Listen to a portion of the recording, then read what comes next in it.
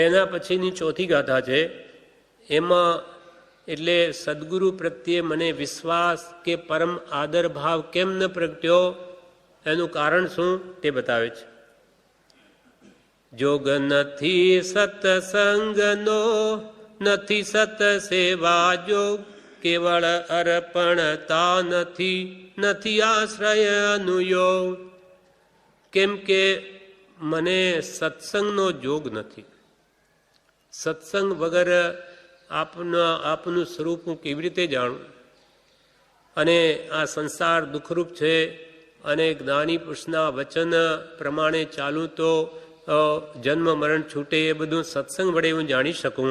પણ એવો મને સત્સંગ, પરમ સત્સંગ જ્ઞાની પુરુષનો, જ્ઞાની ન હોય તો એના આશ્રિતનો એ સત્સંગ, કાં પછી એના વચનોનો સમાગમ, જ્ઞાની પુરુષના વચન મળવા એ પણ અતિ દુર્લભ છે. એટલે જોગ નથી સત્સંગનો, નથી સત સેવા જોગ, કેવળ અર્પણતા નથી, નથી આશ્રય અનુયોગ. જોગ નથી, સત્સંગનો મને યોગ નથી. સત્સંગ નિરંતર જોઈએ, પણ એવો મને યોગ નથી. અને નથી સત સેવા જોગ. સત એટલે આત્મા, જેને પ્રગટ છે એવા જ્ઞાની પુરુષની સેવાનો, પ્રત્યક્ષ પુરુષની સેવાનો પણ મને જોગ નથી. અને કેવળ અર્પણતા નથી, એવો મને સત્સંગનો યોગ નથી. માટે આપના પ્રત્યે જે કેવળ અર્પણતા આવી જોઈએ મન વચન કાયાથી, તે પણ નથી. સ્વરૂપ જ સમજાયું નહીં, વાત જ સમજાતી નથી, તો આપના પ્રત્યે મારા મન વચન કાયા કેવી રીતે અર્પણ કરી શકું? કેવળ અર્પણતા નથી. કેમ નથી અર્પણતા? તો કે નથી આશ્રય અનુયોગ. આશ્રય એટલે શરણ લેવું. કોનો? અનુયોગનું. 4 અનુયોગ છે. ભગવાન તીર્થંકરોએ જે કંઈ આગમ ઉપદેશ્યા એ 4મો ગર્ભી છે. ધર્મ કથાનુયોગ અથવા પ્રથમાનુયોગ, 2 નામ છે એના. કાં ચરણાનુયોગ, કર્ણાનુયોગ ને દ્રવ્યાનુયોગ. એનો મેં આશ્રય નહીં કર્યો. ભગવાનના જે વચનો છે એ બધાનો સાર કૃપાલયનું વચનામૃત છે, એમાં બધું જ છે, 4 અનુયોગ છે. પણ મેં એનો આશ્રય નહીં લીધો, એનું શરણ નહીં લીધું. એ તત્વ જાણવા માટે પ્રયત્ન જ ન કર્યો, તો એ ભગવાન મને આપના પ્રત્યે અર્પણ ભાવ ક્યાંથી આવે? જોગ નથી સત્સંગનો, નથી સત સેવા જોગ, કેવળ અર્પણતા નથી, નથી આશ્રય અનુયોગ. અર્પણતા કેવી જોઈએ? એના વિશે જનક વિદેહીનું દૃષ્ટાંત છે. જનક વિદેહી, જનક રાજા છે, સીતા, સતી સીતાના પિતા છે. હવે રાજ્ય કરતા છતાં પણ વિદેહી છે. કેવી રીતે એવું બન્યું? તો કે એમને એકવાર સપન આવ્યું. સપનામાં એમને એવું જોયું કે હું ભિખારી થઈ ગયો છું. ભિખારી થઈ ગયો, બધું મારું રાજ્ય બધું ગયું. એટલે સવારમાં ઉઠ્યા ત્યારે આ શું, હું ભિખારી થઈ ગયો? તો આ સપનું સાચું ને જુએ છે તો રાજ્ય છે બધું. ત્યારે એવા વિચારમાં ચડી ગયા કે આ સાચું કે તે સાચું? હું ભિખારી થયો એ સાચું કે આ રાજ્ય બધું છે, હું રાજા છું એ સાચું? એટલે એના બધા વિદ્વાન મંત્રીઓને એવી આજ્ઞા કરી કે એનો ખુલાસો કરો. આ સાચું કે તે સાચું? બીજું કંઈ નહીં કહ્યું. કયું સાચું? બધા વિચારમાં અમુક મુદત આપી, બધા વિચારમાં પડી ગયા કે કેમ એનો જવાબ આપવો. હવે એક બીજે જ દાડે હવે છેલ્લી મુદત છે, જવાબ ન આપે તો રાજા શિક્ષા કરશે બધાને. એટલે અષ્ટાવક્રના પિતા, અષ્ટાવક્ર જ્ઞાની પુરુષ છે, એના પિતા બહુ ખેદમગ્ન છે કે શું તમે એમ બેઠા? તો કે ભાઈ હવે કાલે તો અંતિમ દિવસ છે ને આ પ્રમાણે રાજાએ આજ્ઞા કરી છે કે આ સાચું કે તે સાચું? તો કે પિતાજી એનો જવાબ તો હું આપીશ. એટલા માટે રાજ્યમાં આવે છે. દૂરથી આવતા જ એમને બધા સભાસદો જે બેઠા છે રાજ્યમાં, એને જોઈને બધા હસવા લાગી ગયા. કેમ? તો કે એમના 8 અંગ વાંકા છે. જેવા હસવા લાગ્યા કે અષ્ટાવક્ર પાછા વળવા માંડ્યા અને કે હું અહીંયા ક્યાં આવી ગયો? આ તો બધા ચમાર લોકો છે, આ બધા ચામડિયા છે, આ મારી ચામડી જોઈએ છે. ત્યારે રાજા કહે કે પધારો મહારાજ, આવો. બ્રાહ્મણ હતા, બોલાવ્યા, બેઠા. પૂછ્યું કે ભાઈ આ સાચું કે તે સાચું? તો કે આ સાચું તો એ સાચું, અને આ ખોટું તો આ ખોટું. જો સપનું સાચું તો તમારું આ રાજ્ય પણ સાચું, કેમ કે આ સપનું જ છે. પેલું અડધા કલાકનું તો આ 5-50 વર્ષનું, પછી એ સપનું જ થઈ જવાનું, એ રહેશે નહીં. અને નિશ્ચયને જોતાં પ્રત્યેક દ્રવ્યની પર્યાય એક સમય માત્ર છે. એક સમયમાં એ ચાલ્યું જાય છે, આપણને નથી દેખાતું. એક સમય પછી જુદું થઈ જાય, ગયું. એ વર્તમાન પર્યાય એક સમય માત્ર. એક સમયમાં તો એ વર્તમાન કાળ ભૂતકાળ થઈ ગયો અને ભવિષ્યકાળ વર્તમાન થઈ ગયો. એ દ્રષ્ટિએ એ અષ્ટાવક્ર ગુરુએ એમ કહ્યું કે આ તમારું સપનું સાચું તો આ રાજ્ય સાચું, અને સપનાને તમે ખોટું માનતા તો આ ખોટું. આ છે જ નહીં, આ બધું જવાનું. બસ એમને એથી બહુ વૈરાગ્ય ઉત્પન્ન થયું કે આ બધું જવાનું, નાશ પામવાનું. એટલે એમ બોલ્યા કે આ બધું તમને અર્પણ છે. શરદભાઈ રમણીકલાલ શાહ બરોડાવાળા, વડોદરા 11 વાગ્યા પહેલાં ફોન કરે. શરદભાઈ રમણીકલાલ શાહ, વડોદરા. તો આ સાચું કે તે સાચું? એટલે એમને તો અત્યંત વૈરાગ્ય ભાવ ઉત્પન્ન થયો કે મારે આ નહીં જોઈએ, આ બધું નાશ પામવાનું. એટલે એમ કે હે ભગવાન, હે ગુરુદેવ, આજે હું આપને મારા ગુરુ માનું છું ને આ બધું જ સર્વસ્વ આપને અર્પણ કરું છું. કેવળ અર્પણતા આપણામાં નથી, એવી એમને અર્પણતા કરી દીધી, બધું આપને અર્પણ. અને પોતે ઘોડા પર બેસીને જવા લાગ્યા. ત્યારે અષ્ટાવક્ર ગુરુ શું કહે કે ભાઈ આ ઘોડો કોનો? તમે તો બધું મને અર્પણ કરી દીધું, આ ઘોડો કોનો? તો કે આપનો. તમે સર્વસ્વ અર્પણ કર્યું છે, મન વચન કાયા બધું. તો આ શરીર કોનું? તો કે ગુરુદેવ આપનું. વાણી બોલે કોની? આપની. આ મન કોનું? તો કે આપનું. તો હવે એમ આજ્ઞા અમે કરીએ છીએ કે આ રાજ્ય બધું અમારું, પણ અમે તમને નિમીએ છીએ આ ટ્રસ્ટી તરીકે કે આ બધું સંભાળો. એટલે આ રાજ્ય અમારું, પણ દેખરેખ તમારે કરવાની. એટલે અહમભાવ કઢાવી દીધો, મમત્વ ભાવ કઢાવી નાખ્યું. હવે આ બધું સંભાળો, અમારી આજ્ઞા છે. એટલે ગુરુનામ આજ્ઞા અવિચારણીય એમ વિચારીને શિરોધારી કરી આજ્ઞા, અને રાજ્ય કરતા થઈ ગયા. પણ મનમાં આ મારું નથી, આ મારું નથી, રાજ્ય અષ્ટાવક્રનું છે, મેં તો બધું આપી દીધું. આવી અંતરથી સાચી અર્પણતા થઈ છે. અને એ જ ભાવ ભરત ચક્રવર્તીને ઋષભદેવ ભગવાન પ્રત્યે હતો.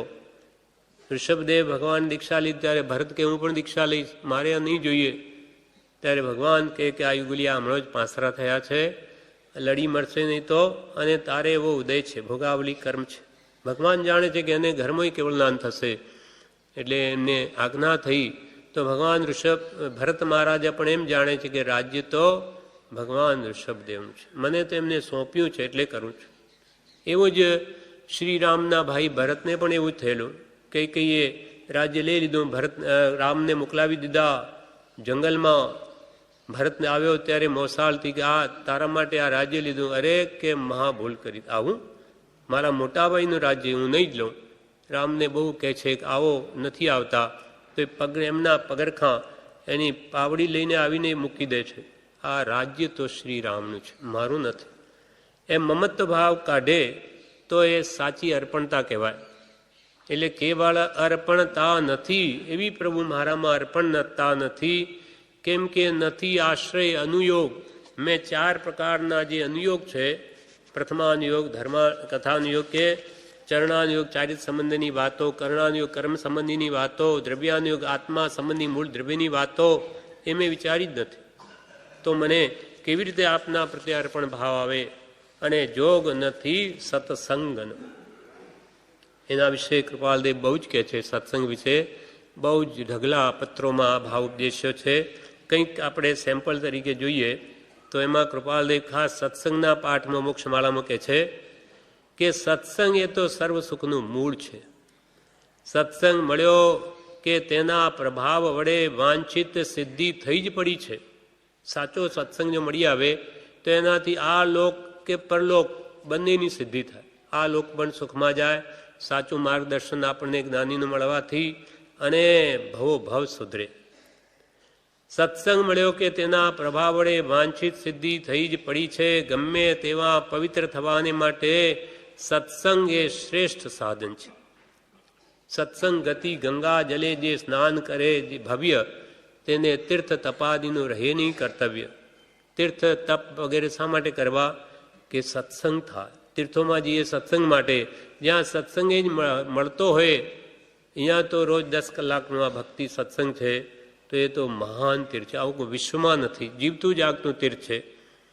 એમ ગમે તેવા પવિત્ર થવાને માટે સત્સંગ શ્રેષ્ઠ સાધન છે. કૃપાલદેવ સત્સંગનો અર્થ કરે છે, આત્માને સત્ય રંગ ચઢાવે તે સત્સંગ. એટલે આત્માની સાચી માન્યતા જેવી સત્પુરુષની છે તેવી આપણને કરાવે તે સાચો સત્સંગ. મોક્ષનો માર્ગ બતાવે તે મૈત્રી. ઉત્તમ શાસ્ત્રમાં નિરંતર એકાગ્ર રહેવું તે પણ સત્સંગ છે. ઉત્તમ શાસ્ત્રો જ્ઞાની પુરુષના વચનો એમાં તન્મય રહેવું, લીન રહેવું, જગતને ભૂલીને, તે પણ સત્સંગ જ છે. અને સત્પુરુષનો સમાગમ એ પણ સત્સંગ છે. એ તો પરમ સત્સંગ છે. જ્ઞાની પુરુષ પ્રત્યક્ષ હોય તે વખતે એમનો સમાગમ એ તો પરમ સત્સંગ કહેવાય. બોધામૃતમાં પૂજ્યશ્રીએ કહ્યું કે સત્સંગનો યોગ એવો છે કે જીવના ભાવ ફરતા વાર નથી લાગતી. કલ્યાણ ન કરવું હોય તેને પણ કલ્યાણ કરવાના ભાવ થઈ જાય, એવો સત્સંગનો પ્રભાવ છે. થોડા વખતમાં ઘણું કામ થઈ જાય. કમટની પાસે પાર્શ્વનાથ ગયા, ત્યાં સાપ નીકળ્યો. સાપને ભગવાનના દર્શન થયા, સ્મરણ મળ્યું, તેથી ધર્ણેન્દ્ર થઈ ગયો. નહીં તો એ તો મરી નરકે જાય સાપ. પણ ભગવાનના દર્શન સ્મરણ મળ્યું, સત્સંગ એટલો પણ મળ્યો, તેથી એ ધર્ણેન્દ્ર બની ગયો અને સાપ સર્પની પદ્માવતી બની ગઈ. એ બધાનું કારણ સત્સંગ. અલ્પકાળમાં ઘણું કામ થઈ જાય એવો આ સત્સંગ છે. ચિત્તની એકાગ્રતા પણ સત્સંગમાં થાય છે. ભાવ ફેરવવાનો ઉપાય સત્સંગ છે. ભાવ આપણા અનાદિની માન્યતાઓ છે, એને ફેરવવાનો ઉપાય પણ સત્સંગ જ છે. તત્વજ્ઞાનીઓએ મુખ્ય બોધ એવો કર્યો છે કે સર્વસંગ પરિત્યાગ કરી અંતરમાં રહેલા સર્વ વિકારથી પણ વિરક્ત રહી એકાંતનું સેવન કરો. તેમાં સત્સંગની સ્તુતિ આવી જાય છે.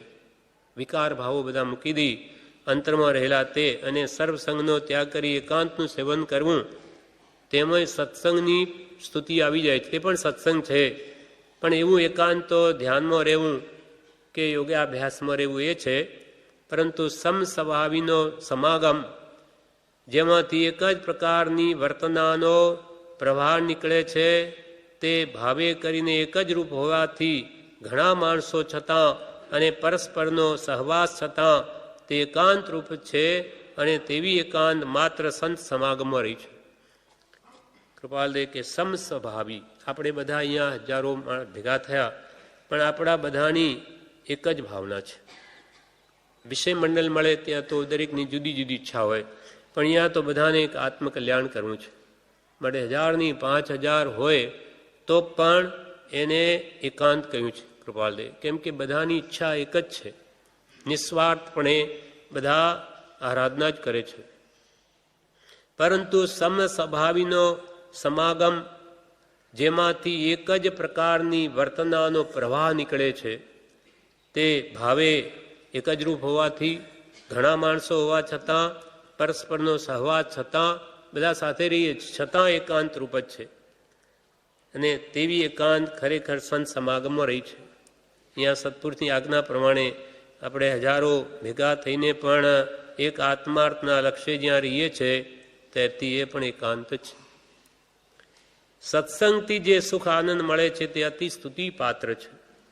જ્યાં વિષય કષાયની ભાવોની આપણા ક્ષમતા સમે, વિષય કષાયની ઉકળાટ હોય નહીં અહીંયા, એટલે શાંતિ અનુભવાય.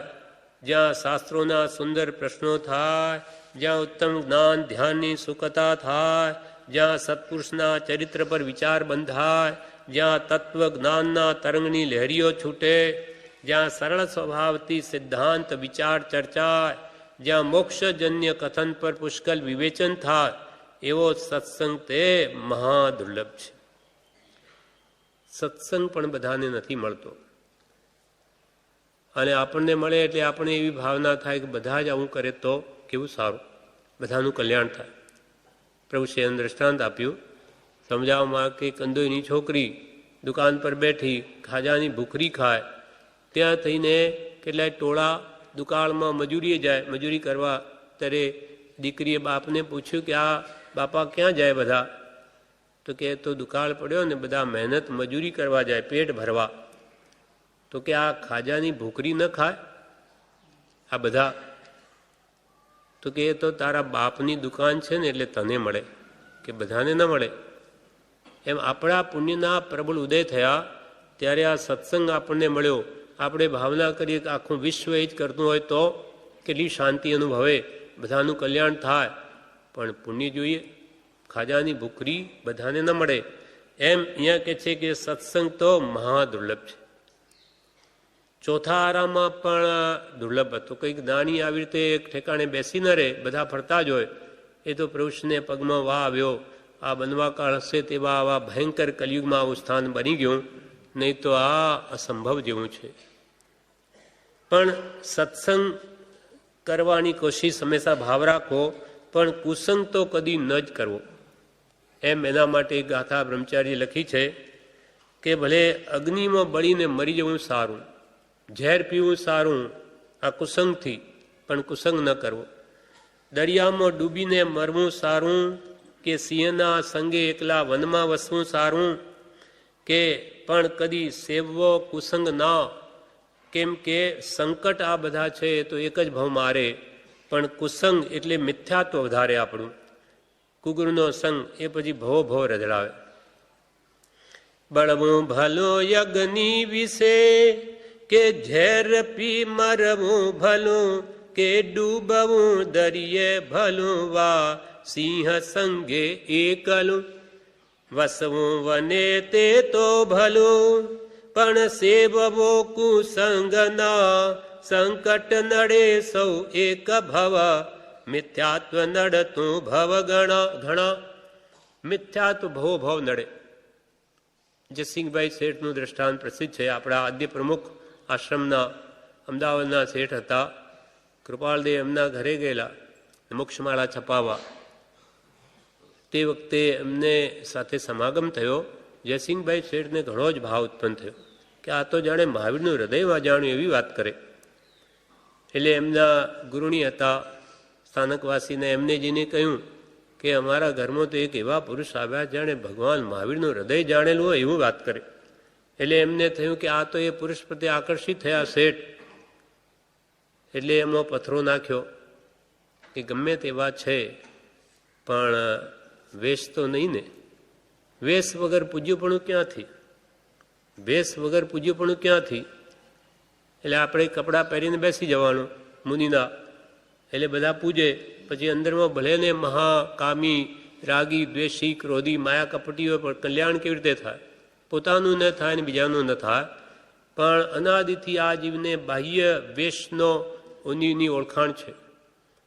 એટલે એમની શ્રદ્ધા ડગી ગઈ કે હા વાત સાચી, એ તો ગ્રસ્ત છે, એ કંઈ પૂજવા લાયક થોડા, માનવા લાયક. ભાવ દબાઈ ગયા. 20 વર્ષ નીકળી ગયા.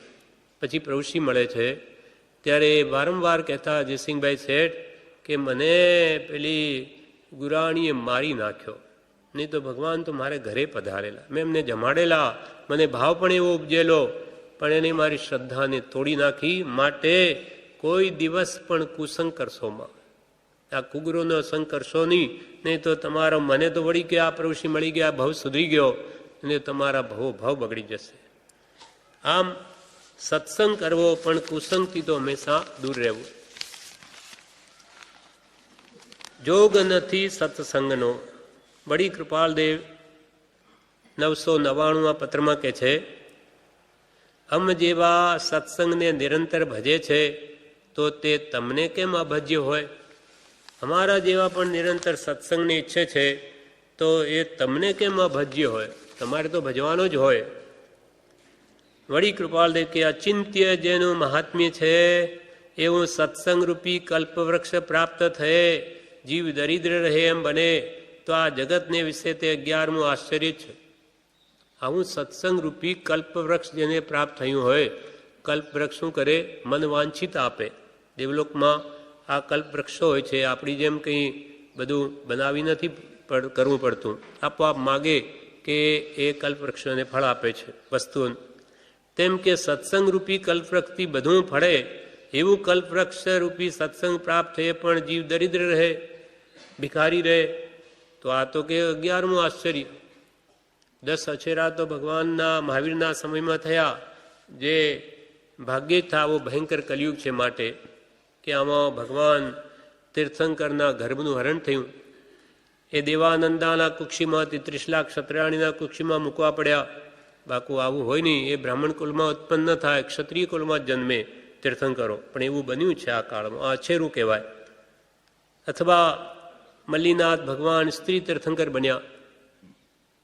દિગંબર નથી માનતા કે તીર્થંકર તો સૌથી વધારે પુણ્ય એ સ્ત્રી અવતાર લે જ નહીં, ગમે તે હો. અને શ્વેતાંબર એને અછેરું માને છે. અને ત્રીજું અસંયતી પૂજા. આ કાળમાં અસંયમીઓ તો પૂજાય, જેને ખરેખર સંયમ નથી, વેશ છે, એ તો પૂજાય. અને સાચા આરાધકોના ભાવ જ ન પૂછે. એવો ભયંકર કલિયુગ છે. આવા 10 અછેરા થયા, પણ સત્સંગ મળે છતાં પણ જીવ જો કંઈ પામે નહીં તો પછી આ 11મું એની આશ્ચર્ય જ ગણવું. કૃપાલદેવે એકવાર તો પોપટલાલ મોહકમચંદ, જેને ભાઈશ્રી કહે છે વડવામાં, તેમના પ્રસંગમાં છે કે એકવાર શંખ પર શ્રી લલ્લુજી મુનિ આદિ પાસે જતાં શ્રીમદજીએ કહેલ કે લોકો વાણિયા નથી, ભૂલે છે. ચોથા આરાનું મળે છે છતાં ભૂલે છે. ચોથા આરામાં પણ દુર્લભ, તે મળતા પણ ભૂલે છે. ચોથા આરામાં આવા જ્ઞાની પુરુષનો જોગ મળવો દુર્લભ છે, આવો સત્સંગ વગેરે. તોય કે છે આ જીવ ભૂલે છે, એનો લાભ નથી લેતો. એટલે લોક ખરેખર વાણિયા નથી, ભૂલે છે. ચોથા આરાનું મળે છે છતાં ભૂલે છે. કૃપાલદેવને સત્સંગ પ્રત્યે કેટલી આમ ઈચ્છા રહે છે. એટલે કે અમે સર્વ પ્રકારની ઉપાધિ આધિ વ્યાધિથી મુક્તપણે વર્તતા હોઈએ તો પણ સત્સંગને વિશે રહેલી ભક્તિ તે અમને મટવી દુર્લભ જણાય છે. સત્સંગનું સર્વોત્તમ અપૂર્વપણું અહોરાત્રે અમને વસ્યા કરે છે. અમારા હૃદયમાં નિરંતર સત્સંગ કરીએ. કોઈની આત્માર્થી સાથે એવો ભાવ રહે છે. એમને કોઈ એવો વ્યક્તિ ન મળ્યો પહેલાં કે જ્યાં પોતાનો ભાવ ઠાલવી શકે. એક સૌભાગભાઈ મળ્યા, ત્યારે એમને પરમ સંતોષ થયો કે હવે મન ખોલવાની કોઈ જગ્યા મળી. નહીં તો આ કાળમાં કોઈ દેખાતું જ નથી. કોઈને ખરેખર આરાધકતા વાળા જીવો જ દેખાતા નથી. ઘણું કરી કોઈ વાતનો ખેદ અમારા આત્માને વિશે ઉત્પન્ન થતો નથી, તથાપિ સત્સંગના અંતરાયનો ખેદ અહોરાત્ર ઘણું કરી વર્ત્યા કરે છે. સત્સંગ નથી એનો અમને ખેદ રહ્યા કરે છે. અમે કે જેનું મન પ્રાય ક્રોધથી, માનથી, માયાથી, લોભથી, હાસ્યથી, રતિથી, અરતિથી, ભયથી, શોકથી, જુગુપ્સાથી કે શબ્દાદિક વિષયોથી અપ્રતિબંધ જેવું છે. અમારું મન ક્યાંય રાચતું નથી. આ બધા ક્રોધ, માયા, લોભ, 5 ઇન્દ્રિયના વિષયો વગેરે શબ્દાદિક બધાથી અપ્રતિબંધ જેવું છે. કુટુંબથી, ધનથી, પુત્રથી, વૈભવથી, સ્ત્રીથી કે દેહથી પણ મુક્ત જેવું છે. તે મનને પણ સત્સંગને વિશે બંધન રાખવું બહુ બહુ રહ્યા કરે છે. અમારું એવું મન છે, એને પણ સત્સંગને વિશે બંધનમાં રાખવું અમને બહુ રહ્યા કરે છે. હવે આવા જ્ઞાની પુરુષો પણ એવું સત્સંગ ઈચ્છે તો આપણે તો નિરંતર સત્સંગ જ કરવો જોઈએ. તો કંઈ ફાકો મુઠ્ઠી લાહો લઈને જઈશું, નહીં તો આ મહામોહમય જગત ચારે બાજુ બધું લૂંટી લેશે. સત્સંગને સત્ય સાધન વિના કોઈ કાળે કલ્યાણ થાય નહીં. સત્સંગ અને સત્ય સાધન જે જ્ઞાની પુરુષો બતાવે, સત્પુરુષ એટલે સત્સંગ ને સત્પુરુષ વિના કોઈ કાળે પણ જીવનું કલ્યાણ થાય નહીં. માટે આ સત્સંગની યોજના પ્રભુશ્રીના નિમિત્તે થઈ. કૃપાલદેવ એવું સ્થાન ક્યાં છે કે જ્યાં જઈને રહીએ? કૃપાલદેવના સમયમાં એવી જગ્યા ક્યાં છે કે જ્યાં નહીં રહીએ? એવા સંતો ક્યાં છે કે દશામાં બેસી તેનું પોષણ પામીએ? ત્યારે હવે કેમ કરવું? એ પણ ખામી પ્રભુશ્રીના નિમિત્તે પૂરી થઈ ગઈ. એટલે આપણા પુણ્યની તો પરાકાષ્ઠા છે, બધું મળેલું છે. હવે આપણી ખામી છે. 56 પ્રકારની રસોઈ તૈયાર છે, પણ ભૂખ નથી. શું કરીએ? એમ બધું જ છે, શું નથી? હવે આરાધના કરી તો બધા જોગ મળી આવ્યા, પણ એને કલ્યાણ કરવાની ભાવના નથી, તો આ બધું જ વ્યર્થ જાય છે. જોગ નથી સત્સંગનો આપણે એમ બોલીએ આપણને મળ્યો છે, એનો વારંવાર પૂરેપૂરો ઉપયોગ કેમ કરવો? તે ઉપદેશ નોંધમાં પરમ કૃપાળુ કહે છે કે લૌકિક મેળામાં વૃત્તિને ચંચળ કરે એવા પ્રસંગ વિશેષ હોય. લૌકિક મેળાવડો, લૌકિક મેળામાં વૃત્તિને ચંચળ કરે એવા પ્રસંગ વિશેષ હોય. સાચો મેળો સત્સંગનો, સાચો મેળાવડો સત્સંગનો. એવા મેળામાં વૃત્તિની ચંચળતા ઓછી થાય, દૂર થાય. આપણી વૃત્તિઓ અહીંયા શાંત થાય, ચંચળતા ઘટે. સાચો મેળો સત્સંગનો. એવા મેળામાં વૃત્તિની ચંચળતા ઓછી થાય, દૂર થાય. માટે સત્સંગ મેળાને જ્ઞાનીઓએ વખાણ્યો છે, ઉપદેશ્યો છે. સત્સંગનો મેળાવડો આપણે બધા ભેગા મળ્યા, એને કે છે જ્ઞાનીઓ પણ વખાણ્યો છે, એને ઉપદેશ્યો છે કે તમે બધા ભેગા મળી. પ્રભુશ્રી પણ અંતમાં એ જ કહ્યું કે તમે બધા ભેગા મળીને કૃપાળુના વચનો વાંચો, વિચારો. એ સત્સંગ જ છે. એક ગામ હતું, સત્સંગી ગામ હતું. એક ગામે કોઈ નવું ખેડૂત કુટુંબ વસવાટ, ત્યાં વસવાના ઈરાદે બધું પોતાનો સામાન ભરી ગાડામાં ત્યાં આવ્યું. બીજા ગામમાં, ગામની ભાગોળે તળાવ પાસે હારબંધ આવી પાડીઓ હતી, અને એના ઉપર એવું લખેલું હતું કે મરનારનું નામ અને આયુષ્યની અવધિ, કે કોઈ 6 માસ, કોઈ 12 માસ, કોઈ વર્ષ, 2 વર્ષ, 3 વર્ષ, 5 વર્ષથી વધુ કોઈ નહીં આયુષ્ય કોઈના. એટલે ગામ લોકો બધા આટલા અલ્પાયુષી, અહીંયા શું રહેવું આ ગામમાં? એટલે ગાડું પાછું વાળ્યું. ત્યારે બીજાએ કહ્યું, ભાઈ શું છે, કેમ આ બધું લઈ આવ્યા ને પાછા જાઓ? તો કે આ બધાની ઉંમર બહુ ઓછી દેખા, આ બધું લખેલું છે અહીંયા, એટલે આ ગામમાં કંઈ રહેવામાં સાર નથી. ત્યારે એણે શું કહ્યું કે જુઓ, તમે ન સમજ્યા, આ અમારું ગામ છે ને તે સત્સંગી ગામ કહેવાય છે. એટલે ભગવાનની ભક્તિ કરીએ એટલું જ અમારું જીવ્યું લેખે ગણાય, અને બીજું બધું એળે ગયું એમ. એટલે માનો કે અમે અડધો કલાક આજે ભક્તિ કરી તો અડધો કલાક અમે નોંધી લઈએ છીએ. એમ થતાં ત્યાં 24 કલાક ત્યારે અમે એક દિવસ ગણીએ છીએ. 365 આવા દિવસ થાય ત્યારે અમે 1 વર્ષ ગણીએ. પણ એટલું તો અમારો સત્સંગ છે નહીં. એટલે બધું ભેગું કરીએ, કોઈને મહિનો, કોઈને 2 મહિના, 4 મહિના, એટલું જ થાય. એટલે આવું લખ્યું છે. બાકી તો જીવન અમારું વ્યર્થ છે, એળે છે, ઉડતું કર્મબંધન કરાવે. એ વાત એને સમજાઈ.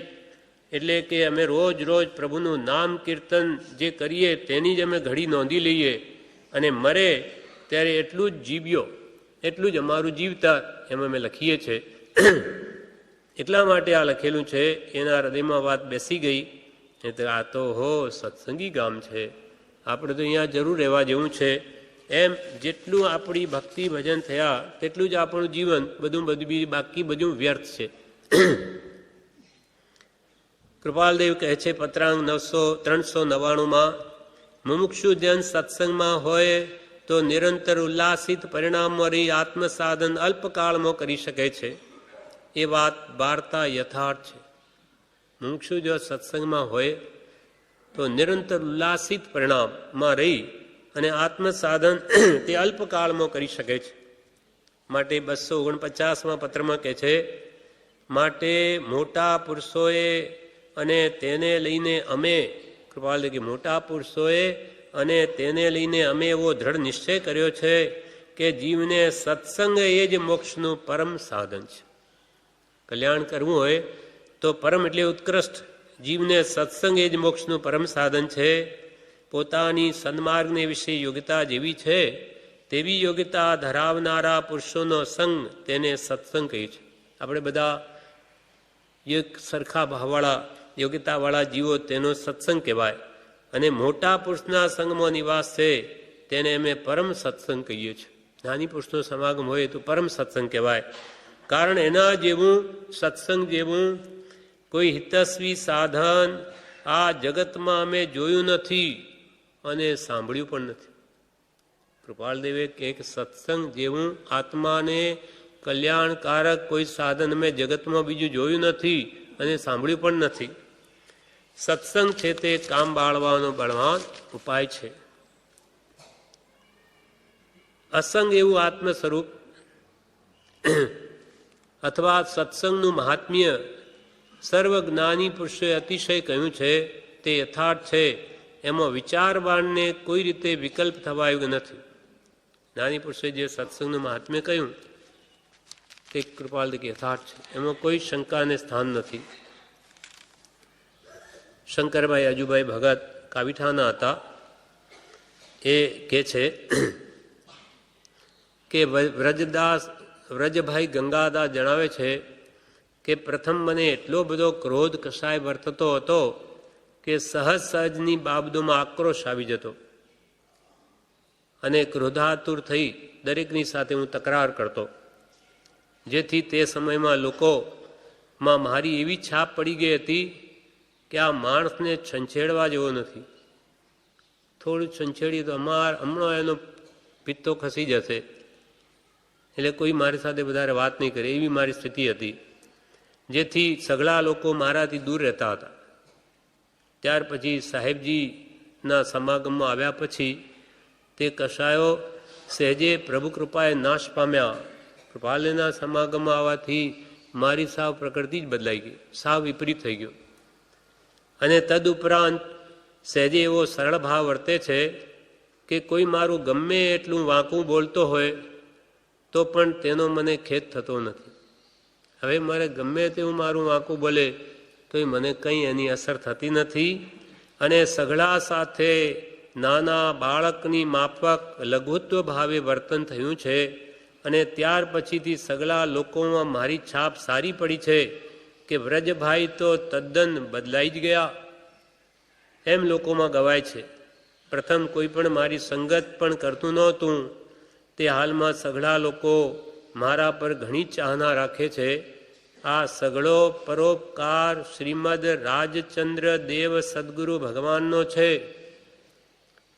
આ એની કૃપાએ મારી આ સ્થિતિ થઈ. બાકી હું તો નાગ જેવો કંઈ છંછેડે કે તર સામો થઈ જાઉં, પણ મારી પણ પ્રકૃતિ બદલાઈ ગઈ.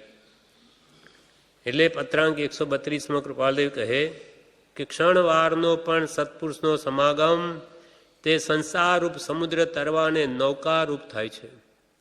એ વાક્ય મહાત્મા શંકરાચાર્યજીનું છે અને તે યથાર્થ જ લાગે છે. ક્ષણમપી સજ્જન સંગતિ રેખા ભવતી ભવાર્ણવ તરણે નૌકા. ક્ષણ માત્ર સત્સંગ શબ્દ માત્રથી પણ કેટલો લાભ થાય.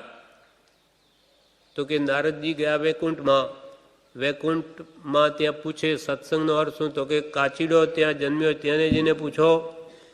કાચીડાને જઈને પૂછ્યું કે એ તો તરત સત્સંગ એટલે શું? તો મરી ગયો તરફડી. પાછા ગયા વિષ્ણુ ભગવાનને પૂછ્યું, વૈષ્ણવની કથા છે કે ભાઈ એ તો મરી ગયો. તો કે જાઓ પોપટ ત્યાં જન્મ્યો છે એને પૂછો. ત્યાં જઈને પોપટને પૂછ્યું કે સત્સંગનો અર્થ શું? એ તરફડીને મરી ગયું. પાછા ગયા અને કે એ તો મરી ગયું, જેને પૂછ્યું મરી જાય છે. તો કે તમારે અર્થ જાણવો છે? જાણવો તો છે. તો કે જાઓ રાજાને ત્યાં પુત્ર જન્મ્યો છે તેને ત્યાં જાઓ. હવે વિચાર થયો કે એ મરી જશે તો તેને પૂછ્યું સત્સંગનો અર્થ શું? ત્યારે રાજકુમાર જન્મેલો શું કહે કે હજુ મહારાજ તમને નહીં સમજાયું. તમારા દર્શન અને સત્સંગ શબ્દ સાંભળ્યો તેથી તો કાચીડામાંથી પોપટ થઈ ગયો. પોપટના ભનમાં આપના દર્શન થયા. સત્સંગ એટલે શું એનો અર્થ પૂછ્યો, એનાથી તો આ રાજકુમાર થયો છે. જ્યારે એક શબ્દ શ્રવણથી એટલો લાભ થાય તો આપણે કૃપાળદેવની આજ્ઞાએ કે પુરુષની આજ્ઞાએ રાત દાડો ભક્તિ ભજન કરીએ તો એનો શું લાભ નહીં થાય? થાય જ. આવા ગાઢ સંસ્કાર આપણા અંદર પડે છે કે ભવો ભાવ આપણને કામ લાગશે, દેવલોકમાંય કામ લાગશે, નહીં તો ત્યાં મોહમાં પડી બધું ધોઈ નાખે. પણ આ જ ભાવ દ્રઢ કર કરશે તો એ ભવો ભાવ આપણને ઠેઠ મોક્ષ સુધી કામ આવશે. વળી કૃપાલદેવ કહે, સત્સંગ થાય ત્યારે તો માયા વેગળી રહે છે, અને સત્સંગનો યોગ મટ્યો કે પાછી તૈયાર ને તૈયાર ઊભી છે મોહ માયા. અહીંયા રહીએ ત્યાં સુધી તો બધા જાણે બધા સાચા ભક્ત નરસિંહ મહેતા જેવા, પાછા ઘરે જઈએ કે પાછા હતા તેવા ને તેવા. એટલે કૃપાલ સત્સંગ થાય ત્યારે માયા વેગળી રહે છે, અને સત્સંગનો યોગ મટ્યો કે પાછી તે મોહ માયા તૈયાર ને તૈયાર ઊભી છે. માટે બાહ્ય ઉપાધિ ઓછી કરવી, તેથી સત્સંગ વિશેષ થાય છે. આ કારણથી બાહ્ય ત્યાગ શ્રેષ્ઠ છે. માટે બાહ્ય ઉપાધિ શા માટે છોડવા કહ્યું? કે આ જીવ એવો છે કે જેવો સંગ તેવો રંગ. ગંગા ગયે ગંગાદાસ, જમના ગયે જમનાદાસ. માટે સત્સંગમાં નિરંતર રહેવાથી આપણી ભાવના સહેજે સારી રહે છે. આત્મહિત માટે પત્રાંક 528માં કહે છે, આત્મહિત માટે સત્સંગ જેવું બળવાન બીજું કોઈ નિમિત્ત જણાતું નથી. સત્સંગ જેવું કોઈ બળવાન નિમિત્ત આત્માના કલ્યાણ માટે નથી જણાતું. સત્સંગ હોય તો બધા ગુણો સહેજે થાય. વળી પત્રાંક 806માં કહે છે, જીવને મહત્ પુણ્યના ઉદયથી જો સત્સમાગમનો અપૂર્વ લાભ રહ્યા કરે તો નિર્વિઘ્નપણે કેવળ પર્યંતની ભૂમિકાએ પહોંચી જાય છે. કેવળ જ્ઞાન સુધી પહોંચી જાય નિર્વિઘ્નપણે. જીવને મહાન પુણ્યના ઉદય જો સત્સંગનો અપૂર્વ લાભ રહ્યા કરે તો નિર્વિઘ્નપણે કેવલ્ય પર્યંતની ભૂમિકાએ પહોંચી જાય છે. એના પર એક દ્રષ્ટાંત છે. જીન ધર્મ ને સાગર દત્ત બે મિત્રો હતા. જીન દત્ત તો જૈન ધર્મી અને સાગર દત્ત તે વૈષ્ણવ ધર્મી, શિવ ધર્મી. તે આ મિત્રતાને લઈને જે સાગર દત્ત શિવ ધર્મી છે એને પણ જ્ઞાની પુરુષનો ઉપદેશ સાંભળ્યો. એમાં એમ આવ્યું કે જીન મંદિર બંધાવે એને ઘણો લાભ થાય. તો એણે પણ શિવ મંદિરે બંધાવેલું, જૈન મંદિરે બંધાવી લીધું. હવે એકવાર શિવ મંદિરનો ઉત્સવ આવ્યો ત્યારે જેણે બંધાવ્યું એટલે શેઠને ત્યાં બોલાવ્યા. તો ત્યાં ઘીના તેલના ડબ્બા આગા પાછા થતાં ઘીમેલો ઘણી થયેલી ત્યાં તે કચડાય. ત્યારે એણે કીધું કે આમ ધ્યાન રાખો, જૈનનું સાંભળ્યું ઉપદેશ, દયા રાખો, આ બધું મરે છે. તો કે પછી એનો તિરસ્કાર કરવા લાગ્યા. તમે હવે જૈન બની ગયા એટલે ને મોટા થઈ ગયા તમે. પછી ગુરુ પાસે વાત જાય છે. ગુરુ પણ એને ઠપકો આપે કે તું જૈન બની ગયો, શિવ ધર્મી થઈને ધર્મ બદલ્યો. એટલે એને શંકા પડી ગઈ કે આ સાચું કે તે સાચું. એમ કરતાં દેહ છૂટી જાય છે અને અનેક ભમો ફરતાંય અંતે એ ઘોડો થાય છે.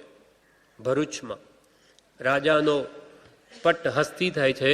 અને આ બાજુ જે જીનદત્ત શેઠ છે એ આરાધના કરતા સ્વર્ગે જતા પછી 20મા તીર્થંકર મુનિ સુવ્રત ભગવાન થાય છે. અને એના જ્ઞાન વડે એ ઘોડાને પોતાનો મિત્ર છે પૂર્વને એને ઉપદેશ કરવા માટે ખૂબ લાંબો વિહાર કરી, એનું આયુષ્ય બહુ ટૂંકું છે, વિહાર કરીને ભગવાન ભરૂચ પધારે છે.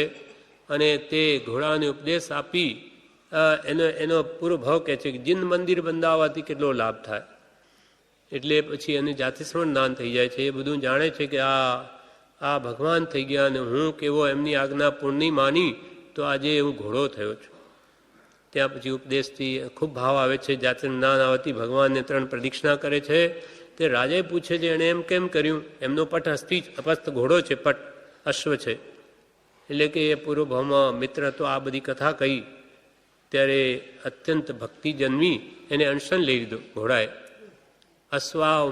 અશ્વાબબોધ નામનું ભરૂચ પછી તીર્થ બની ગયું.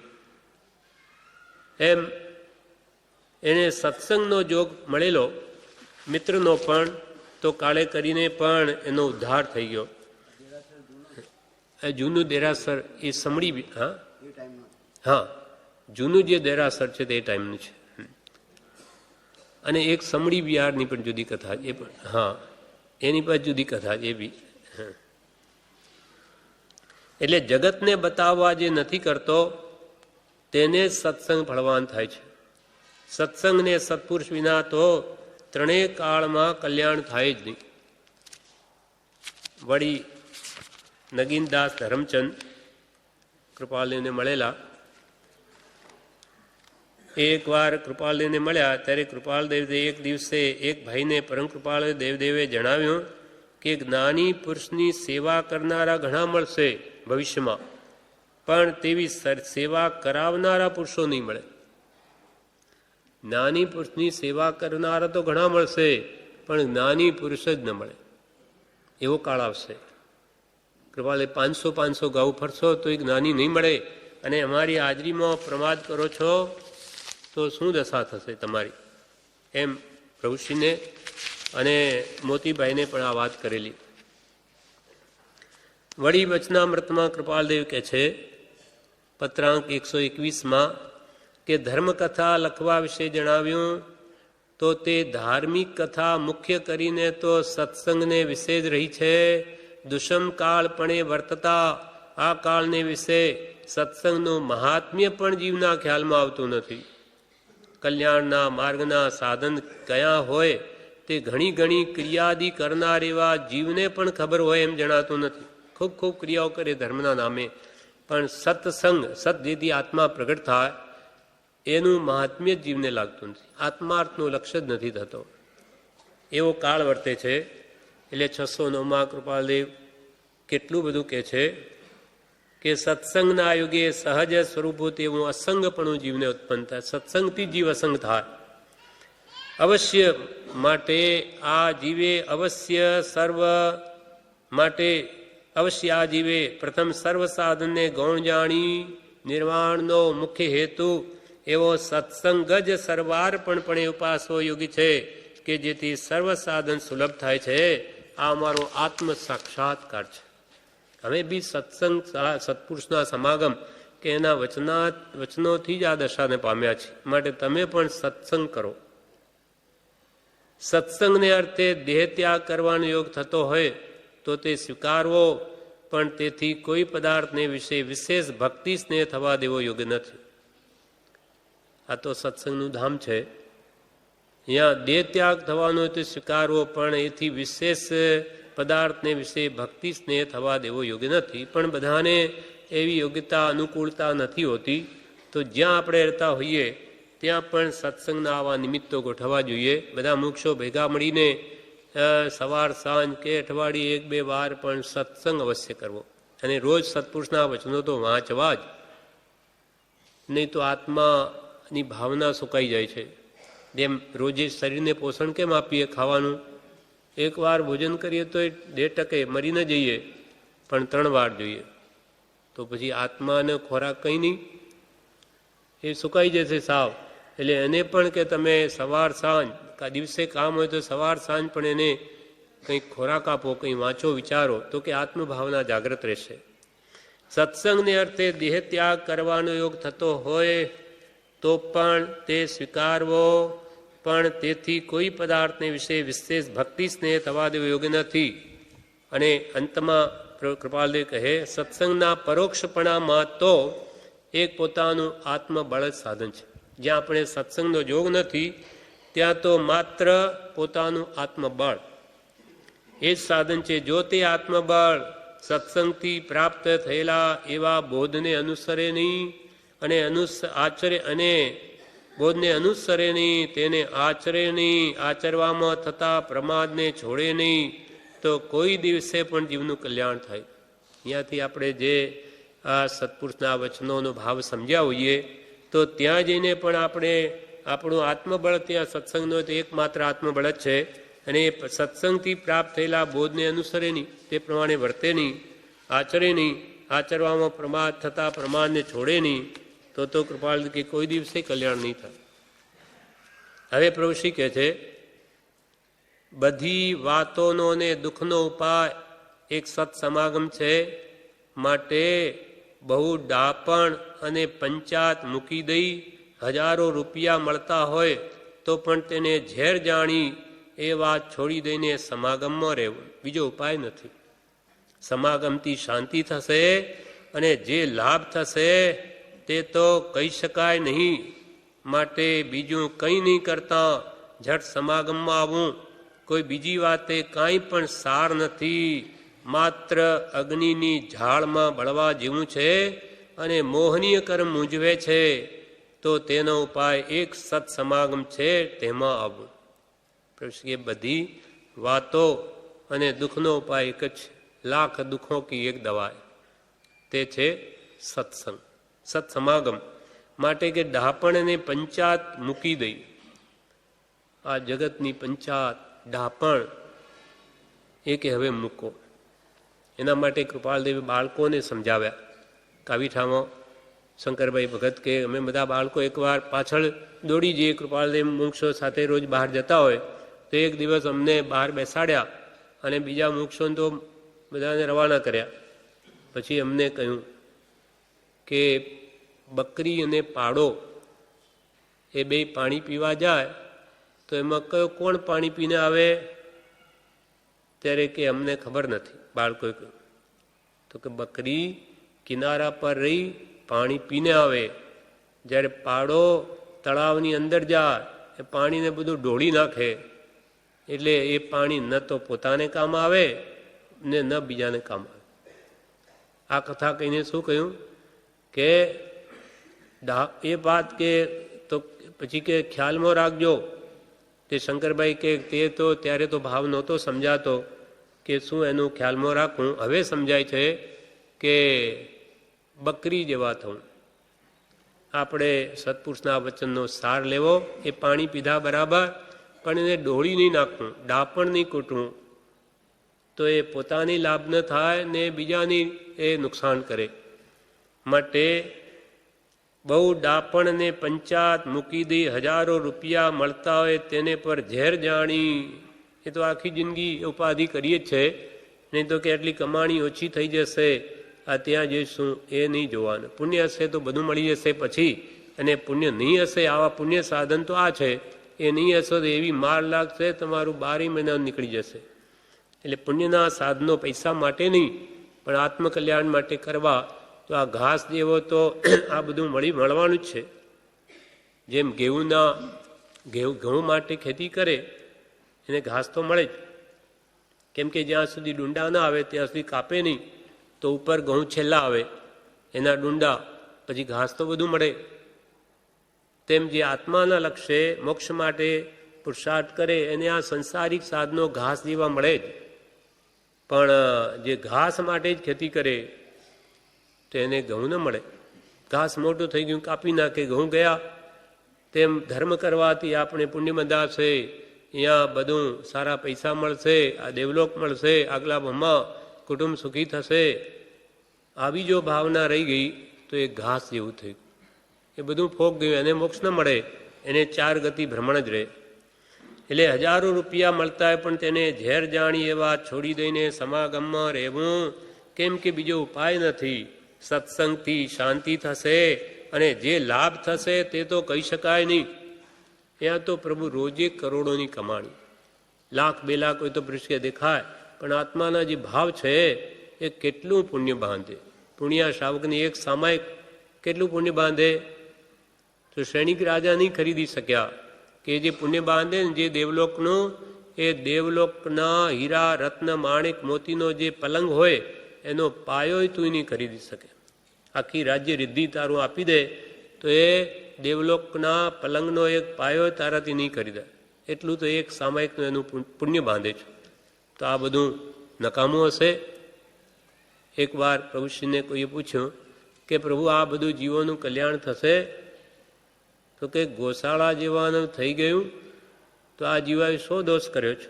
ગોશાળો પાછો ફરી ગયો, પશ્ચાતાપ થયો અંતે એને, એટલે કે મારી હવે બહુ મોટી ભૂલ થઈ, ભગવાન પર તેજો લેશા નાખી, પાછી પોતામાં જ આવી, પોતે બહુ બળતરા કરીને દેહ છોડે છે તે વખતે એને ભાન આવે છે, મારી બહુ ભૂલ થઈ. હવે તમે મને એમ કરજો, એના શિષ્યોને કે માને દોરડું બાંધીને કૂતરાની જેમ આખી આ નગરીમાં સાવસ્તીમાં ફેરવજો, એટલે બધા જાણે કે આ દુષ્ટ હતો, એને ભગવાન પ્રેમ કર્યો. પણ એ તો છૂટી ગયો આમ કહીને, પણ એના ભક્તો કરે. આપણે જેને ગુરુ માની લીધા એમ કેમ કરાય? તો આપણી ઇજ્જત શું રહે? આપણે મત પકડ્યો એટલે શું કર્યું એમણે? એક સાવસ્તી નગરી દોરી રૂમમાં, અને એ મરદાને એમ ફેરવીને લ્યો તમારી આજ્ઞા પતી ગઈ અને આપણું રહી ગયું. એ મતાગ્રહ ન છોડે કોઈ. તેમ ગુરુ ચાલ્યા જાય છે પણ એના ચેલા છોડતા નથી. પછી એમ ગોશાળો છૂટી ગયો કે એનું કલ્યાણ થઈ ગયું, તો આ જીવો બિચારાએ શો દોષ કર્યો છે? એવો કંઈ દોષ કર્યો છે કે એનું ભાવરણ વધે? એ તો ભક્તિ કરે છે ઉત્તમ ભાવથી, તો એમનું કલ્યાણ કેમ ન થાય? એમ જોગ નથી સત્સંગનો આપણને મળ્યો છે તો એનો પૂરો લાભ આપણે લેવો જોઈએ. સત્સંગ માટે પ્રભુશ્રી કહેતા, તે તો માના સ્તન જેવો છે, માના સ્તન જેવો છે. બાળકને દૂધ પાક હજમ થાય નહીં, પરંતુ માનું દૂધ પચી જાય, બહુ માફક આવે, તે પીને બાળક ઉછરે છે. તેમ જીવને સત્સંગ કારણરૂપ છે. આપણે મોટી મોટી શાસ્ત્રોની વાતો હોય, સમજાય જ નહીં, કંઈ સમજાતું જ નથી. એટલે માના દૂધની જેમ આવી આ પરમ કૃપાળુ દેવ પ્રભુશ્રી મંચારજી કહેલી સીધી વાતો હોય એ ગળે ઉતરી જાય, તો એનાથી ઉછેર થાય તો એ બળવાન બને. એટલે કે છે તેમ જેમ બાળક ઉછરે છે માના દૂધથી, તેમ જીવને સત્સંગ કારણરૂપ છે. પ્રભુશ્રીજી કહેતા કે સત્પુરુષના દર્શન માટે તથા બોધ સાંભળવા જે વખતે વિચાર કરીને ડગલું ભર્યું કે ડગલે ડગલે જગનનું ફળ છે. સત્સંગમાં જઈએ છીએ, ભક્તિ કરવા જઈએ છીએ, એ ભાવ જ જ્યારથી થયા ત્યારથી એને ડગલે ડગલે યજ્ઞનું ફળ છે. એટલે ખૂબ ખૂબ પુણ્ય બંધાય છે. આપણું પુણ્ય પુણ્યાનુબંધી પુણ્ય છે. એ આગળ જતાં ફરી જ્ઞાનીનો યોગ કરાવશે. ફરી આરાધના ચાલુ થઈને 15 વધારેમાં વધારે 15 ભવો નિવેડો લાવી દેશે. પણ ક્યારે? કે મરણની છેલ્લી ઘડી સુધી એનું શરણ ન છોડીએ તો. એટલે બોધામૃતમાં કહે છે, જીવનમાં કરવા યોગ્ય એક સત્સંગ છે, ત્યાં સાંભળવાનું મળે છે. પ્રભુશ્રીજી કહેતા કે મરી જજો પણ સત્સંગ કરજો, જેથી અસાર છે એમ લાગે. સત્સંગ કરશો તો કે તમને આ સંસાર અસાર લાગશે. એના વિશે કૃપાળુ દેવના સમાગમી ઝવેરભાઈ ભગવાનદાસ હતા, કાવીઠાના. આ એ શેઠ તે અમોને કે સુઈ ગળાંગજીનું અધ્યયન કૃપાળુ દેવે તેમાંથી વૈરાગ્યનો બોધ આપ્યો. સુઈ ગળાંગનું અધ્યયનમાંથી શ્રી ઋષભદેવજીએ 98 પુત્રોને જેવો વૈરાગ્યનો બોધ આપેલો તેવો બોધ અમને આપેલ. 98 પુત્રો ગયા તો શિકાયત કરવા ભગવાન પાસે કે આ ભરત આણ મનાવો મથે, આપે બધું વેચીને આપ્યું, અને ભરત રાજા કે છે કે મોટા ભાઈ છે એ કે છે બધું અમારી આજ્ઞા માનો.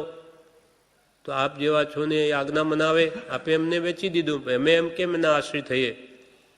ત્યારે ઋષભદેવ ભગવાન કે મૂકો આ બધું, અનંતકાળથી એને તો ચક્રવર્તી ભણું છે, એટલે એને તો એ જ્યાં સુધી બધા આજ્ઞા માને નહીં ત્યાં સુધી ચક્રરથના અંદર પ્રવેશ કરે નહીં, એટલે એને કર્તવ્ય છે, કરવું પડે.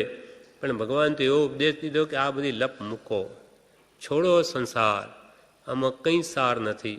આ 4 દિનની ચટકી ફિર અંધેરી આएगी, એવો ભાવના ઉપદેશ આપ્યા કે અત્યંત વૈરાગ્ય પામીને 98 પુત્રોએ દીક્ષા લઈ લીધી.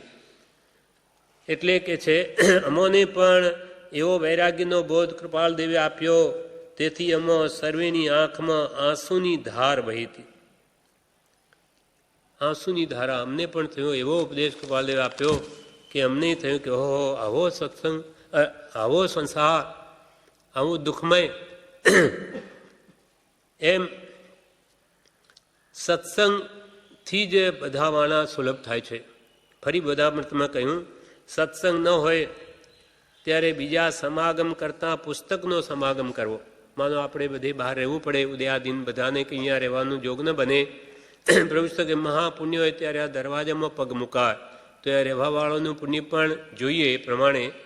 એટલે સત્સંગનો યોગ ન હોય ત્યારે બીજા સમાગમ કરતાં પુસ્તકનો સમાગમ કરો. નાની પુરુષના ઉપદેશામૃત કે વચનામૃત, ઉપદેશામૃત કે બોધામૃતનો સમાગમ કરવો. અને વિશેષ અવકાશ હોય તો કૃપાળુ દેવે જે સત્શ્રુત કહ્યા 20 એ શાસ્ત્રોને વિચારવા. પણ એ બધા શાસ્ત્રો કૃપાલદેવના વચનોને સમજવા માટે વાંચું છું, એ લક્ષ્ય હોવો જોઈએ. કૃપાલદેવના વચનો તો બધા શાસ્ત્રોનો સાર છે. એના સમજવા માટે જેટલું વિશાળ જ્ઞાન હશે તેટલો કૃપાલદેવનો પરમ આશય અનંત આગમ જેમાં રહ્યા છે એ વાત ખ્યાલમાં આવશે. એટલે કે છે સત્સંગનો જોગ ન હોય તો સત્પુરુષના વચનો વાંચવા, એનો સમાગમ કરવો. અને કૃપાળુદેવ મને જ કહે છે એવો લક્ષ્ય રાખીને વાંચવું. આપણે કોઈના સત્સંગ માટે બીજે દોડવાની જરૂર નથી બહાર, કે ભાઈ ફલાણા ત્યાં સત્સંગ થાય, જવાની જરૂર નથી. કારણ કે આ ત્રણેય મહાપુરુષોના વચનોના સત્સંગ જેવો ક્યાંય મળવાનું નથી. એટલે એના વચનો સરળ છે, સીધા આપણે સમજી શકીએ છીએ. એને વાંચવા, વિચારવા, તો આપણે પણ એવી સમજણ વધે કે કોઈ આપણને કદી છેતરી ન જાય. માટે અહીંયા કે છે, અને જ્યારે વાંચીએ ત્રણેય પુરુષના વચનો ત્યારે કૃપાળુ દેવ જ જાણે મને કહે છે એવું લક્ષ્યથી વાંચવું. નિરંતર સત્સંગની ભાવના રાખવી. સત્સંગની જરૂર છે. બીજા કોઈના સંગમાં પડવું નહીં, બીજે ક્યાંય દ્રષ્ટિ ન કરવી. આ જ્ઞાની ફલાણા ગાની કૃપાળદેવ પ્રભુશ્રીકે ન કરવું, આપણી યોગ્યતા નથી. અને આ જ્ઞાની કરતાં કોઈ કુગરું હાથમાં આવી ગયા તો આપણા ભોગ મળ્યા, આ ભવ બગડી જશે. માટે પ્રભુશ્રી કેમ એ કૃપાળુ દેવ પર સાચા જ્ઞાની પુરુષ છે એની શ્રદ્ધા રાખી ત્રણેય પુરુષના વચનો વાંચવા, વિચારવા, તો આપણું અવશ્ય કલ્યાણ થશે. અને જ્યારે જ્યારે બ્રહ્મચારી કે બહાર રહેતા એ સંસારનું ઝેર ચઢે ત્યારે સત્સંગરૂપી જડીબુટ્ટી સૂંઘવા અહીંયા આવી જાઓ. સાપને નોળિયાનું દ્રષ્ટાંત બ્રહ્મચારીજી આપતા. નોળિયામાં વિષ ન હોય, સાપમાં હોય છે ઝેર એની દાઢમાં, પણ બંને એને જાતિ વેર છે. બંને એવા લડે, એકબીજાને મારવા દોડે, પૂર્વભાવનું વેર. તો નોળિયો શું કરે, સાપને બળે, થોડુંક એનું તોડે, કંઈ કાપે, એટલામાં પેલો ડંખ મારે, ઝેર ચડે, એટલે સીધો દરમાં દોડી જઈ અને જડીબુટ્ટી એને સૂંઘીને આવી જાય નોળિયું. પાછું તાજું ઝેર ઉતરી ગયું, ફરી પાછું લડે. ફરી પેલો સાપ જ્યારે કરડે તો જડીબુટ્ટી સૂંઘી આવે. એમ કરતાં કરતાં નોળિયામાં ઝેર ન હોવા છતાં સાપમાં ઝેર છે એવા સાપને મારી નાખે છે. તેમાં આપણે આ સંસારમાં તો બધું વિષય કષાયનું ઝેર જ ચડશે, મોહનું. ત્યારે કે બહુ વધારે ઝેર ચડવા ન દેવું, નહીં તો મરી જવાય. એટલે આપણે કે જડીબુટ્ટી સૂંઘવા અહીંયા આવી જવું અને પછી પાછું જવું, પાછું ઝેર ચડાવવા જવું. તો કે ચડાવવું નહીં, પણ શું કરીએ, આ કર્મને આધીન જીવ અનાદિથી એકદમ નથી છોડી શકતો, એટલે જવું પડે છે. પણ પાછું તરત અવારનવાર અહીંયા આવતા રહેવું, એટલે પછી તાજગી આવે, પાછું બેટરી સાવ ઉતરી ન જાય, ચાર્જ થઈ જાય અને ફરી ગાડું આગળ ચાલે. આ પ્રમાણે કે છે સત્સંગની ભાવના રાખવી. સત્સંગની જરૂર છે, બીજા કોઈના સંગમાં પડવું નહીં. જોગ નથી સત્સંગનો. પ્રભુશ્રીજી કહેતા કે ભાલાનો વરસાદ વરસે તો પણ સત્સંગ કરવો, અને મોતીનો વરસાદ વરસતો હોય તો એ કુસંગ ન કરવો. મોતીઓની લાણી થતી હોય, ખૂબ માન મોટાઈ મળતી હોય આપણને કે આવો શેઠ તમે આગળ આવીને બેસો, ભાવ પૂછાતો હોય તો એ ત્યાં ન જવું. કેમ કે એ આપણો આ ભાવમાં સુખ આપે પણ પછી આપણા ભાવ બગડી જાય. માટે જ્ઞાનીઓ કે એવું કર્તવ્યરૂપ નથી. પણ સત્સંગમાં કોઈ બોલાવે નહીં, બોલાવે તો નહીં, પણ એવું બોલે કોઈ, માનો હોઈ શકે આપણે બધા અજ્ઞાની છીએ કે જાણે ભાલા કેમ ખોચ્યા હોય એવો કઠોર વચન કોઈ કહી દે તો કે ત્યાં શું જવાનું, ત્યાં તો આવવું છે. પણ હવે કોઈના કશાય ભાવો એવા હોય તો કે ભાલા, ખરેખર ભાલા તો એ વાગવાના નથી, વચનરૂપ ભાલા કોઈ એવું કહી દે હોય બધા ભેગા થયા તો પણ એ માર્ગ ખોટો નથી. કોઈ વ્યક્તિમાં એવા કશાયો હોય તો એ સહન કરવું. એટલે કે કોઈ પ્રભુશ્રી કહેતા કે સત્સંગમાં ભાલાનો વરસાદ વરસતો હોય તો એ સત્સંગ કરવો, અને મોતીનો વરસાદ વરસતો હોય તો એ કુસંગ ન કરવું. અમદાવાદથી એકવાર રેલગાડીમાં કૃપાલદેવ બેઠા ત્યારે હીરાલાલ નરોત્તમદાસ કહે છે કે ગાડીમાં બેઠા પછી પરમ કૃપાળુ દેવના મુખારવિંદ માહેથી અપૂરો ઉપદેશ ધ્વનિ શરૂ થયો ગાડીમાં પણ. તે ઉપદેશમાં મુખ્યત્વે ભલામણ રૂપે જણાવતા હતા કે સત્સંગનું સેવન અતિ બળવાનપણે કરવું યોગી છે, તેમાં કિંચિત માત્ર પણ પ્રમાદ કર્તવ્ય નથી. આ ક્ષણ ભંગુર જીવનનો ક્યારેય પણ ભરોસો રાખવો ઉચિત નથી.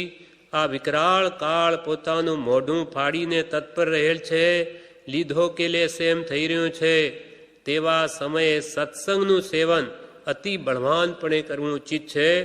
5 મિનિટનો સત્સંગ તે પણ ઉત્તમ ફળને આપનાર થઈ પડે છે. માટે ગમે તેવી પ્રબળ આપત્તિઓ આવી પડે તો પણ સત્સંગ ક્યારેય પણ ચૂકવો નહીં. આવું નાની પુરુષો કેમ આપણને ઠોકી ઠોકીને કહે?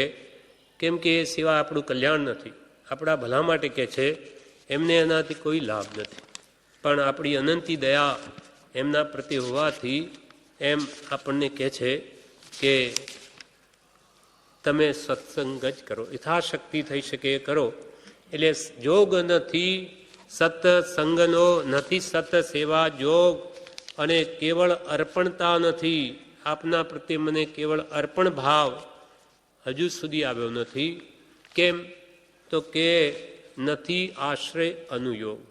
અનુયોગ એટલે મેં ચારેય અનુયોગ, હે ભગવાન આપણે તો બધું ઉપદેશ્યું, પણ હું કંઈ વાંચું, વિચારું, જાણું તો મને આપના પ્રત્યે સદભાવ જન્મે અને અર્પણતા આવે. પણ એ ભગવાન મને એવો સત્સંગનો રોજ જોગ નથી મળતો. એટલે એવા ભાવ, એવા રોંદણા આપણે કૃપાલદેવ રોજ રડીએ છીએ કે ભગવાન જોગ નથી સત્સંગનો. શું કરું? નથી સત સેવા જોગ, નાની પુરુષનો પ્રત્યેક જોગ નથી કે એની સેવામાં હું રહું. જોગ નથી સત્સંગનો, નથી સત સેવા જોગ, કેવળ અર્પણ તા નથી આશ્રય અનુયોગ. કેવળ અર્પણ બુદ્ધિ મને આપના પ્રત્યે કેમ ન આવી? તો કે અનુયોગ, 4 અનુયોગનો મેં આશ્રય નથી કર્યો. અર્થાત શાસ્ત્રો મેં નથી વાંચ્યા, નથી સાંભળ્યા, તો મને આપના પ્રત્યે મન વચન કાયાથી અર્પણ ભાવ ક્યાંથી આવે? આ પ્રમાણે ચોથી ગાથા આજે પૂરી થઈ, 5મી આવતીકાલે લઈશું.